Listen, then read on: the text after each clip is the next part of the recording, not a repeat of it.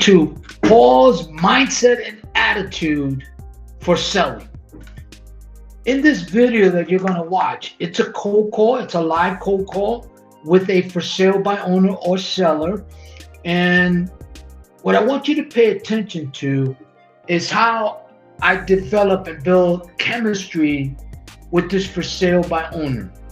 Okay. Now he gives me a few objections like, 3% and not wanting to do an agent, but he's an open mind person that he's having a conversation with me. What I want you to pay attention to is the rhythm and tempo and how I pre-qualify and get the prospect to reveal some information that's important for my client who's a real estate agent that hired me to cold call for her. So in this conversation, I'm setting the tone for the relationship between the for sale by owner and my real estate client. So when they get to meet or when they get to speak, they're going to have a good rapport with each other. So that's what I want you to pay attention to. Now, this is a 15-minute video, but it's really a 30-minute call because the second part will be how I get my real estate client who's an agent on the phone while I finish cold calling him so that they can speak.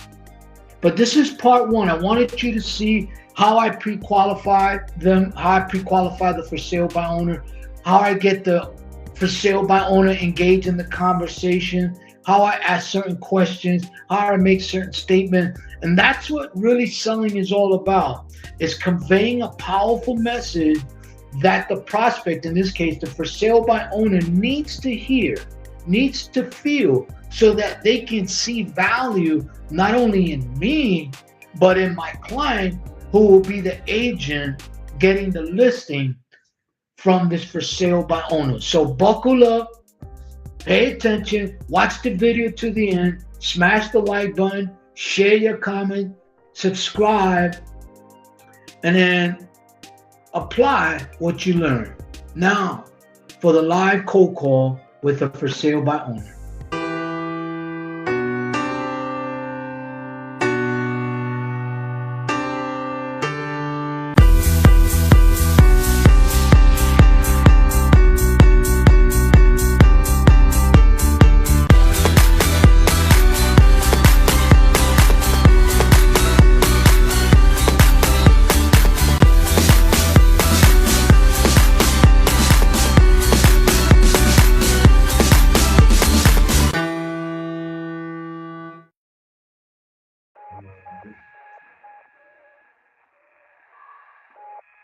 Hello?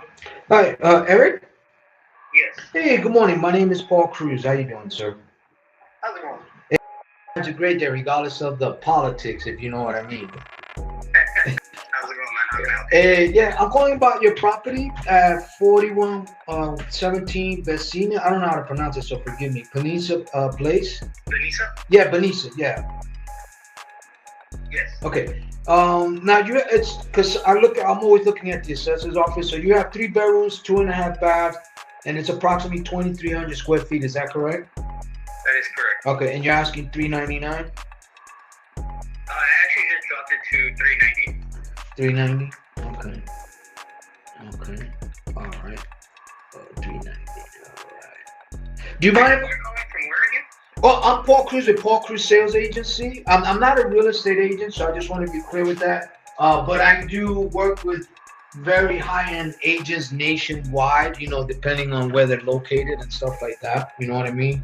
And I do have an office in Las Cruces. I just go back. I live here in El Paso, but I go to Las Cruces like once or twice a month. I meet with sellers, investors, and things like that. So one of the reasons why I'm calling is this. I think you priced it pretty good.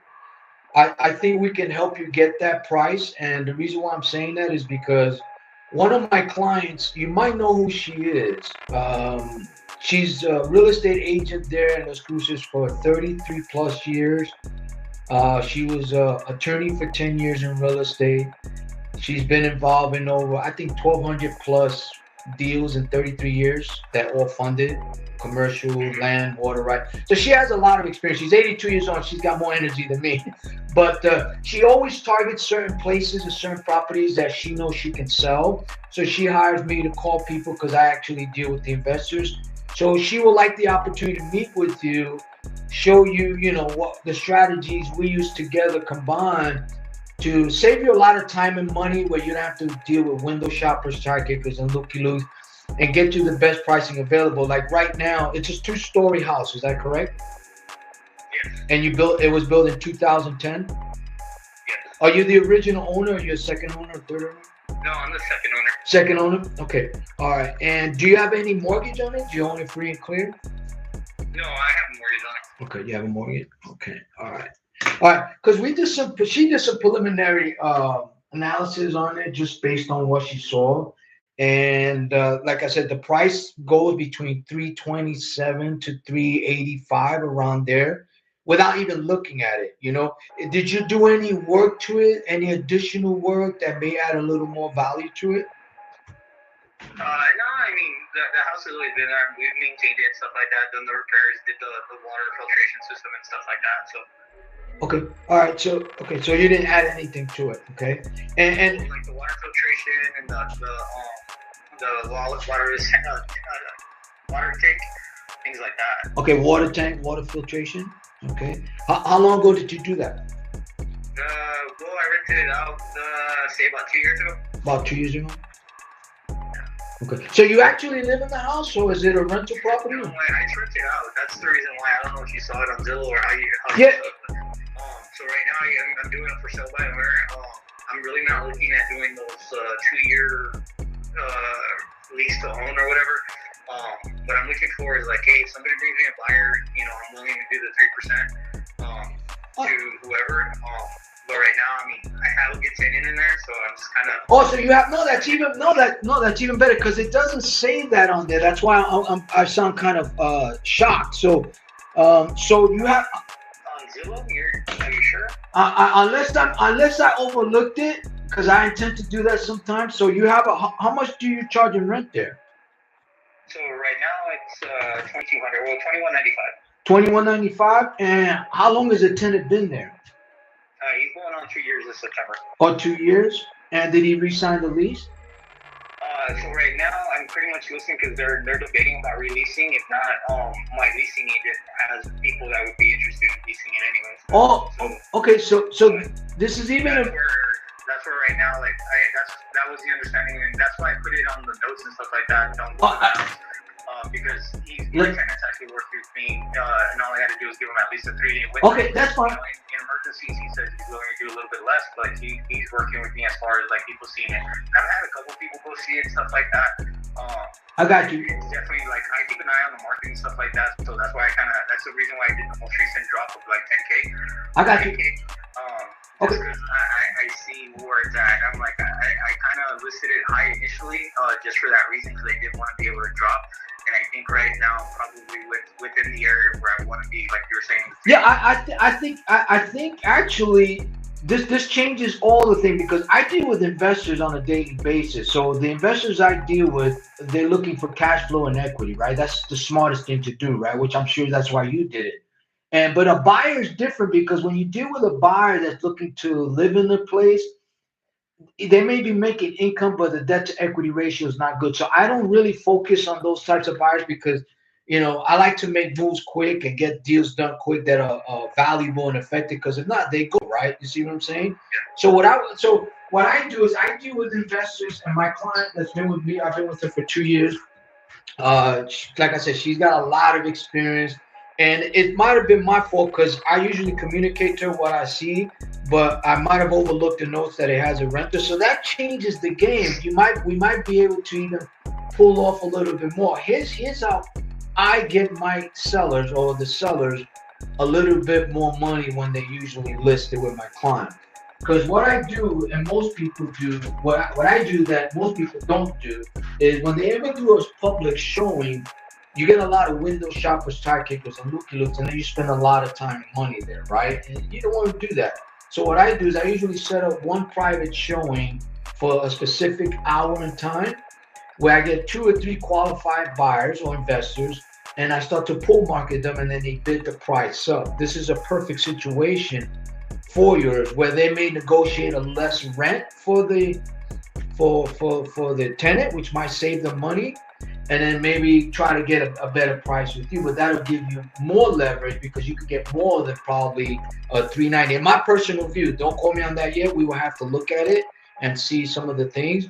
But I think you might be able to get a little bit more doing that. Now that I know you have it rented, are you locally or you out of state or? No, I'm not a state. That's the reason why. Like I said, I'm like, for me, it's more just kind of testing the water, seeing Okay. Like, if somebody's interested and they want to, they Well, want to negotiate, yes, we can negotiate. But honestly, I'm not in a rush to sell. No, I get that. I get that.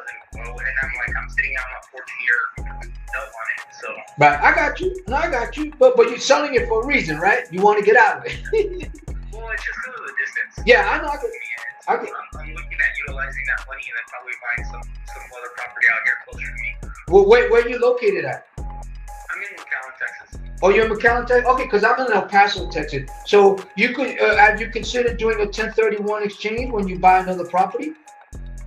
Yes. Okay, so I'm assuming you're an active real estate investor, or what is your profession, if you don't mind? Yeah, so I have a couple other properties. I have a couple other properties here in RTV. So. Okay. So you do that full time, or you have a different profession? It's part time. Okay, Okay. And what do you do for a living, if you don't mind me asking? Law enforcement. Oh, you're a law enforcement? Police officer or federal FBI? Or? No, federal BP. Oh, okay, good, man. Good. All right. So here's what I would like to do. I would like to earn your relationship. Okay, what I would like to do is maybe set up a time next week. No, not next week. The following week. To go. I would like to meet my client. You can meet my client. Her name is Jody Hooper. Okay, she's been in real estate 30. She's known in El Paso, Las Cruces. She's been doing real estate for 33 years. Just to give you a quick background, she was an attorney in real estate for 10 years. She's very well known in the politic world as well. And she's still going at it at 82 years old. So she's been my client almost 2 years. And we've been doing a lot of business together to the point where she persuaded me to become a real estate agent because I'm better than most of the agents she has, because I do a training program. And what's happening is a lot of real estate agents don't really have real value, and number two, they don't know how to show it. So that's why a lot of for sale by owners just talk about 3 or 6%. But we have a strategy that can help you sell your property faster than you could. And what it does for you as an owner, it gives you the time to focus on what you want to do, not what you need to do, especially being distance away. And that's called opportunity cost value. You don't want to spend money, you got cash flow, but you want to have a professional person that's been doing this for 30 plus years that can get it done quick. And then what I do is I match up the seller with the right investor, and that's how we're able to, I hate the word flip, but we're able to turn over a deal within 45 days, 60 days max, depending if it's a buyer from another real estate agent. Now we're at their mercy because the bank may not go through, the finance may not go through. I mean, at the end of the day, I get the concept. I understand what you're saying. I'm like, at the end of the day, though, that's why I put it on there. I'm like, I'm really not looking at getting a realtor or signing a realtor right now because I don't want to go above the 3% as far as cost. I'm like, I have no problem listening to whatever's presented, but if it's going to increase whatever I'm pay out, I get that. Buyer and seller. No, I get that. So here's what I would like to do. Let's put commission aside for right now, because what I would like to do is show you the value and the strategy, how we do it that may be different. And once you get the fact, listen, you can say yes or no. We may say yes or no, but that's okay. But I like to give it everything that I have, show all the value that we have, and then let the prospect, on your case, decide if it's valuable to you or not. Because I'm looking for a long-term relationship. I'm not looking for a one-night stand. I just don't play that game. If we go into business and we do well for you and we're able to get you more than what you want and everything's fab, at the end, I don't mind paying for value. I don't negotiate a lot all the time. As far as if I give value, right, and they see it and they could do it, then we do it. If they can, then I get that. So I would like to just keep an open mind. Maybe you could meet with her. We could do a conference call, She could talk to you about what we do together. Maybe go look at the property when she gets back from. She's in Fredericksburg right now. She'll be back in Las Cruces on the 22nd. Then maybe we can meet, take a look at it, and then let us give you all the facts, and then we could take it from there. Does that make sense? No, it does. Like I said, I'm like, I'm up for this thing. I'm up for Okay. hearing. I'm like, Okay. at the end of the day, I mean, for me, so to be the numbers game, I got that. I definitely want to see. I'm like, Yeah. it's one of those things that I've listed it, like right before I rented it out 2 years ago. I listed it. I had the same damn thing. I had one of the realtors come to me, hey, I can get you more. I get it. And I get it. you know, like, they're reaching the offer of Right. what I initially wanted as a list for Right, a right. owner. And I'm like, yeah, but if I do that, now I got to pay 6%. Yeah, I get it. I'm losing more than what I would have done for sale by owner. No. You know, I was like, I even tried, like, I came close. I tried to be reasonable. I was like, hey, dude, then you and the buyer's realtor, I was like, drop it down to 2%. And they were stuck on 3 each. So it's. No, I get it. And it's not my first rodeo, I guess you'd say. No, I get that. And it's not mine either. I'm very transparent. Listen, that's why I always tell people, because you know this is what I've learned. A lot of agents, that's why this NAR stuff is going to eliminate a lot of weak agents in my view, because what happens is a lot of agents fight so hard just to get a listing because it's a status thing. I don't care about listings in this way. I'm all about closing the end deal. I'm all about getting it into escrow and funding the damn deal. But I don't want to wait till that happens. I want to prepare for it. What I do as a venture capitalist is I always look at the exit strategy. So right now, because you told me that you're renting it out, I have 3 investors in Las Cruces that are looking for rental properties that have cash flow or that could be cash flow. So that changes my whole line of thought. So at the end is, once I commit an investor and I prove fund them and I know they can pull the trigger, I'm not going to bring that buyer to my client as a seller's agent unless I know they're ready to go to escrow. Obviously, semantics, they got to look at it, technical stuff. But to me, this is a no-brainer. So that's why I say, let us look at it. Let us meet with you. Let us run some now that I know this cash flow. And then I'm not going to tell you what you want to hear. I'm going to let you know what you need to hear. And you may not like what I have to say, but you're going to respect what I'm saying. I'm going to respect what you're saying. But that way, if we ever go into business, at least we know where each other stand. So, you know, don't compare me to. Okay, does that make sense? So, do you have a few seconds? I would like to introduce you to Miss Jody just for a few seconds. That way, at least you know who she is, and then we could run some numbers and set up a time where, you know, we can meet and look at it at your convenience. Okay? Hold on one second. Okay, hold on one second. Thanks, Eric.